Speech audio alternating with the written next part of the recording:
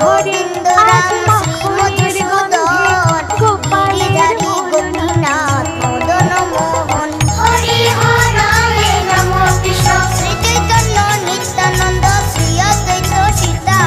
হরি গুরু বৈষ্ণব ভাগবত গীতা হরি হর হে নম কৃষ্ণ শ্রী সনাতন ভট্ট রঘুনাথ শ্রী গোপাল ভট্ট দাস মাখন না খেলে যে গোপালের বিয়ে শুরু হয় না।